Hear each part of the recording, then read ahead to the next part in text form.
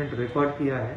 जो सैंपल्स उनके कलेक्ट किए गए थे वो सीए को एनालिसिस के लिए भेज दिए गए हैं। मुंबई पुलिस इस केस को, इस सेंसिटिव केस को बहुत ही प्रोफेशनल तरीके से हैंडल कर रही है और आप पुलिस में विश्वास रखें। दोस्तों, सुशांत सिंह राजपूत वाला ये जो केस है ये सीबीआई के हाथों चला गया, ये हम सब जानते हैं। लेकिन सीबीआई के हाथ में जाने के बाद सीबीआई को कैसा लग रहा है, सीबीआई कैसा फील कर रहा है, सीबीआई कैसे आगे बढ़ रहे हैं? शायद आपको सुन के ये हैरानी होगा कि सीबीआई पूरी तरीके से नाखुश है। जी हाँ, सीबीआई का कहना है कि अब तक इस केस में जो कुछ भी हुआ है वो कुछ ना होने की बराबर ही है और इस केस को बहुत तरीके से गुमराह करने की कोशिश किया जा रहा था। यहाँ तक कि सीबीआई के ऊपर भी डायरेक्टली या फिर इनडायरेक्ट वे से अप्रोच किया जा रहा है। और क्या करने की अप्रोच? केस को गुमराह करने की अप्रोच, कुछ लोगों को लिस्ट से हटाने का अप्रोच और कुछ मैनिपुलेशन का अप्रोच। लेकिन सीबीआई वाले ऐसा करेंगे? आपको लगता है? सीबीआई वाले तक पहुंच ही नहीं पा रहे हैं वो लोग। जी हाँ, और अब तक मुंबई पुलिस क्या है सब कुछ सीबीआई के सामने आ चुका है। और सीबीआई आने के बाद अपने तरीके से जैसे ही जांच पड़ताल शुरू की तब उसे पता चल गया क्या भाई अब तक तो इस केस में पूरा झोल और झोल होता जा रहा था। तो क्या इशू सीबीआई के सामने आया है, सीबीआई अब से इस केस को कैसे हैंडल कर रहे हैं, आगे कैसे करेंगे, सब कुछ मैं बताऊंगा। इसके लिए आपको जुड़े रहना होगा रहस्य लैब में ताकि मैं आपको सब कुछ बता सकूं। दोस्तों, सीबीआई सुशांत सिंह राजपूत वाला ये जो केस है, इस केस को अपने हाथ में लेने के बाद सीबीआई वाले पूरी तरीके से तैयार थे। एक्चुअली सीबीआई लोगों का कहना है कि हम पहले से ही तैयार थे।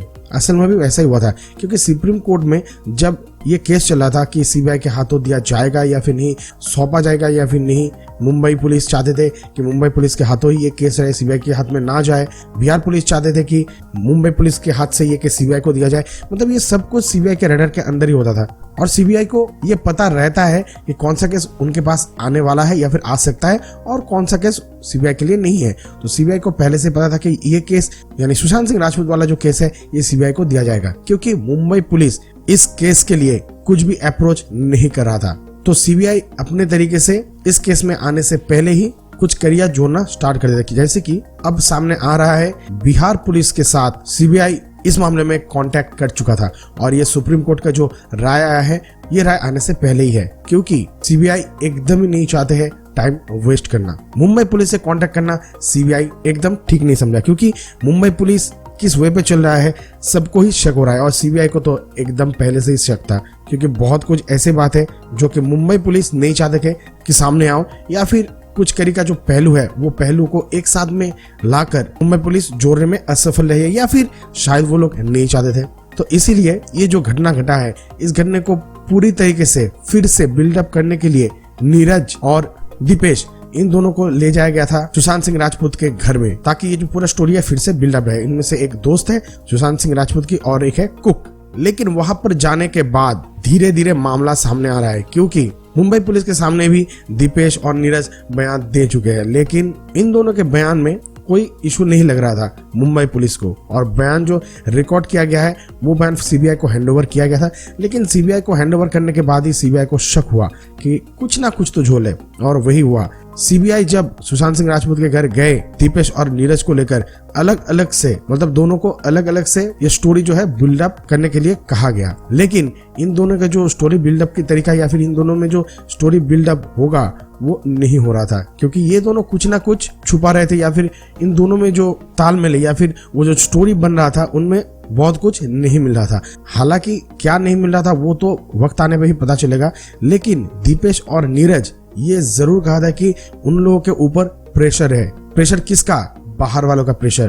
तो ये बाहर वाला कौन है? यही तो भाई ढूंढ निकालना है। ये बाहर वाला हो सकता है कोई आदमी, ये बाहर वाला हो सकता है मुंबई पुलिस। जी हाँ, मुंबई पुलिस भी हो सकता है क्योंकि इससे पहले दीपेश और नीरज को मुंबई पुलिस ने ही इंटरोगेट किया था। लेकिन इंटरोगेशन के बाद जो आउटपुट आया था वो आउटपुट मुंबई पुलिस के लिए बहुत हद तक सेटिस्फैक्टरी था जो कि अब सीबीआई के पास नहीं है। इसके साथ साथ सीबीआई भी बहुत सारे कुछ से नाखुश है जैसे कि रिया चक्रवर्ती और संदीप सुशांत के अच्छे दोस्त है और रिया चक्रवर्ती को आपको पहचानते ही है, सुशांत की एक्स गर्लफ्रेंड। एक्स मतलब वही गर्लफ्रेंड था उस समय। तो रिया चक्रवर्ती और संदीप ये लोग कुछ मीडिया हाउस में जा रहे हैं और वहां पर जाने के बाद उन लोगों का जो इमेज है वो ठीक ठाक करने की कोशिश कर रहे हैं यानी डैमेज कंट्रोल कर रहे हैं। तो सीबीआई इससे बहुत नाखुश है। सीबीआई रिया चक्रवर्ती और संदीप को कहा इसके बाद अगर कोई भी reporter, reporting channel news interview, कुछ भी इन दोनों की ओर से अगर कोई इंटरव्यू आया तो इन लोगों को ब्लैक लिस्टेड किया जाएगा, क्योंकि उन लोगों का जो इमेज है वो इमेज को पॉजिटिव करना कहीं ना कहीं इस केस को गुमराह करने में बहुत मदद करेगा और सीबीआई ये कदापि नहीं चाहता है। और दीपेश और नीरज का जो ये बयान चेंज करने के लिए उन दोनों में थोड़ी गर्मा गर्म बातचीत भी हुआ है। आप कह सकते हैं छोटा मोटा झगड़ा भी हो गया है इन दोनों के बीच, क्योंकि जब सामने लाया गया था इन दोनों को तब ये दोनों अपने बात पर ही टिके रहने के लिए एक दूसरे पे आरोप लगा रहा था। हालांकि जहाँ पर बातों ही बातों में मिसमैच होगा वहीं पर सीबीआई की बहुत आसानी होगी, क्योंकि सीबीआई इजीली पॉइंट आउट कर पाएंगे वो सब जगह। तो दोस्तों आपको क्या लगता है और कितना दिन जस्टिस फॉर एसएसआर नीचे कमेंट सेक्शन में जरूर लिखिएगा दोस्तों। मुझे इंतजार रहेगा दोस्तों आपके महत्वपूर्ण कमेंट का।